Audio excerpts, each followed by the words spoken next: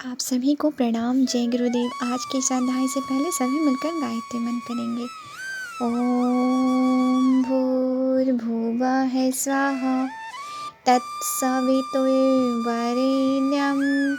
भर्गो देवस्य धीमहि धियो यो नः प्रचोदयात्। आज का विषय है स्त्रियों का गायत्री पर अधिकार। गायत्री जीवन को भव्य बनाने वाली विद्या है। उसकी उपासना से मन में शुद्धि और आत्मा में शतगुणी प्रकाश की वृद्धि होती है, जिससे विद्या, बुद्धि, दया, करुणा, प्रेम, उदारता, शौर्य, साहस और पवित्रता आदि का अभ्युदय होता है। अतः प्रत्येक वर्ग के स्त्री पुरुष को आत्मिक प्रगति और व्यक्तित्व के विकास हेतु गायत्री उपासना करनी चाहिए। परंतु पिछले सैकड़ों वर्षों से महिलाओं को गायत्री उपासना के लिए प्रतिबंधित किया जाता रहा है।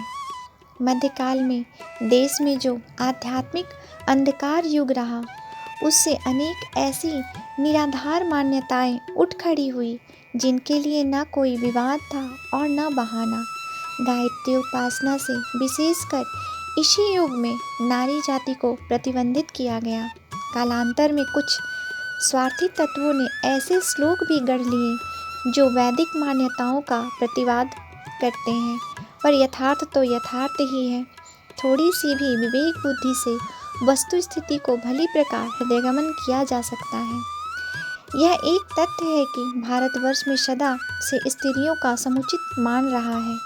उन्हें पुरुष की अपेक्षा अधिक पवित्र माना जाता रहा है। स्त्रियों को बहुधा देवी संबोधन से संबोधित किया जाता रहा है।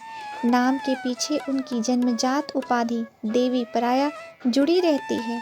शांति देवी, गंगा देवी, दया देवी आदि देवी पर नाम कन्याओं के रखे जाते हैं। जैसे पुरुष बीए, शास्त्री, साहित्य रत्न आदि उपाधियां उत्तीर्ण करने पर अपने नाम के पीछे उस पदवी को लिखते हैं, वैसे ही कन्याएं अपनी जन्मजात ईश्वर प्रदत्त दैवी गुणों, दैवी विचारों, दिव्य विशेषताओं के कारण अलंकृत होती हैं। देवताओं और महापुरुषों के साथ उनकी अर्धांगिनी के नाम भी जुड़े हुए हैं। सीताराम, राधे श्याम, गौरी शंकर, लक्ष्मी नारायण, उमा महेश, माया ब्रह्म, सावित्री सत्यवान आदि नामों में नारी का पहला और नर का दूसरा स्थान है। पतिव्रता, दया, करुणा, सेवा, सहानुभूति, स्नेह, वात्सल्य, उदारता, भक्ति भावना आदि गुणों में नारी को नर की अपेक्षा सभी विचारवानों ने बढ़ा चढ़ाकर माना है। इसलिए धार्मिक, आध्यात्मिक और ईश्वर प्राप्ति संबंधी कार्यों में नारी का सर्वत्र स्वागत किया गया है और उसे उसकी महानता के अनुकूल प्रतिष्ठा दी गई है। वेदों पर दृष्टिपात करने से स्पष्ट होता है कि वेदों में मंत्र दृष्टा जिस प्रकार अनेक ऋषि हैं, वैसे ही अनेक ऋषिकाएं भी हैं। ईश्वरीय ज्ञान वेद महान आत्मा वाले व्यक्तियों पर प्रकट हुआ और उन्होंने उन मंत्रों को प्रकट किया। इस प्रकार जिन पर वेद प्रकट हुए, उन मंत्र दृष्टाओं को ऋषि कहते हैं। ऋषि केवल पुरुष ही नहीं हुए, वरन अनेक नारियां भी हुई हैं। ईश्वर ने नारियों के अंतःकरण में भी उसी प्रकार वेद ज्ञान प्रकाशित किया है जैसे कि पुरुषों के अंतःकरण में, क्योंकि प्रभु के लिए दोनों ही संतानें सामान्य हैं। महान, दयालु, न्यायकारी और निष्पक्ष प्रभु भला अपनी ही संतानों में नर नारी का पक्षपात करके अनुचित भेदभाव कैसे कर सकते हैं। ऋग्वेद के संपूर्ण मंत्रों की ऋषिका सूर्या सावित्री है, अर्थात ऋषि का निरुक्त में इस प्रकार किया गया है, अर्थात मंत्रों का दृष्टा उनके रहस्य को समझकर प्रचार करने वाला ऋषि होता है। ऋग्वेद की ऋषिकाओं की सूची ब्रह्म देवता के 24वें अध्याय में कहा गया है, जो इस प्रकार है। घोषा, गोधा, विश्ववारा, अपाला, उपनिषद, जुहू, अदिति, इंद्राणी, शर्मा, रोमशा, उर्वशी, लोपामुद्रा, यमी, शाश्वती, शौर्या, सावित्री आदि ब्रह्मवादिनी हैं, ऋषिकाएँ हैं। ऐसे अनेक प्रमाण मिलते हैं जिससे स्पष्ट होता है कि स्त्रियां भी पुरुष की तरह यज्ञ करती और कराती थीं। वे यज्ञ विद्या और ब्रह्म विद्या में पारंगत थीं। कई नारियां तो इस संबंध में अपने पिता तथा पति का मार्गदर्शन करती थी। आज का विषय है नारी पर प्रतिबंध और लांछन क्यों। गायत्री उपासना का अर्थ है ईश्वर को माता मानकर उसकी गोदी में चढ़ना।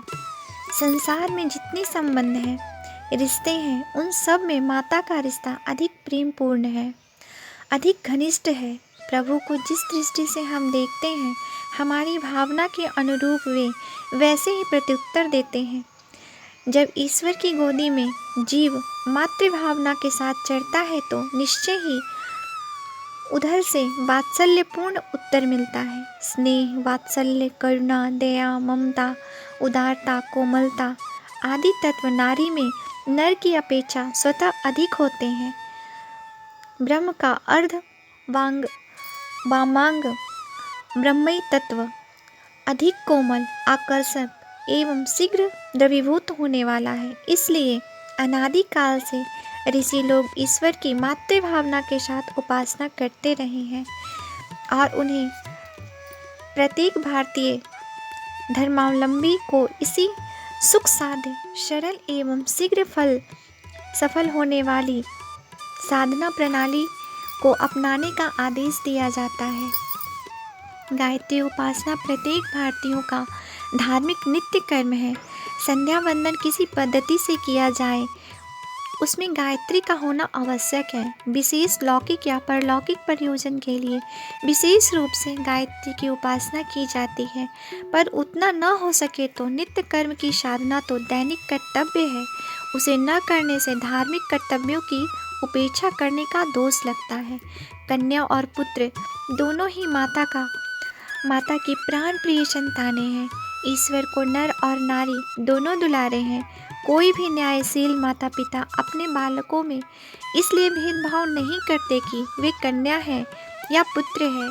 ईश्वर ने धार्मिक कर्तव्यों एवं आत्म कल्याण के साधनों की नर और नारी दोनों को ही सुविधा दी है।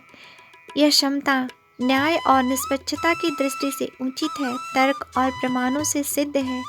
इस सीधे साधे तत्व में कोई विघ्न डालना असंगत ही होगा। मनुष्य की समझ बड़ी विचित्र है। उसमें कभी कभी ऐसी बातें घुस जाती है जो सर्वथा अनुचित एवं अनावश्यक होती है। प्राचीन काल में नारी जाति का समुचित सम्मान रहा, पर एक समय ऐसा भी आया जब स्त्री जाति को सामूहिक रूप से हे पतित, त्याज्य, पातकी, अनधिकारिणी, घृणित ठहराया गया। उस विचारधारा ने नारी के मनुष्योचित अधिकारों पर आक्रमण किया और पुरुष की श्रेष्ठता एवं सुविधा का पोषण करने के लिए उस पर अनेक प्रतिबंध लगाकर उसे शक्तिहीन, साहसहीन, विद्याहीन बनाकर इतना लूच पूछ कर दिया कि बेचारी समाज के लिए उपयोगी सिद्ध हो सकना तो दूर, आत्मरक्षा के लिए भी दूसरों की मोहताज हो गई। आज भी अधिकांश भारतीय नारियों की स्थिति ठीक नहीं है। प्राचीन काल में भारतीय नारी सभी क्षेत्रों में पुरुषों के समकक्ष थी। रथ के दोनों पहिए ठीक होने से समाज का गाड़ी उत्तमता से चल रही थी, पर अब तो एक पहिया क्षतविक्षत हो जाने से दूसरा पहिया भी लड़खड़ा गया है। अयोग्य नारी समाज का भार नर को ढोना पड़ रहा है। इस अव्यवस्था ने हमारे देश और जाति को कितनी क्षति पहुंचाई है, उसकी कल्पना करना भी कष्ट साध्य है। आज के लिए यहीं तक। आप सभी को प्रणाम। जय गुरुदेव।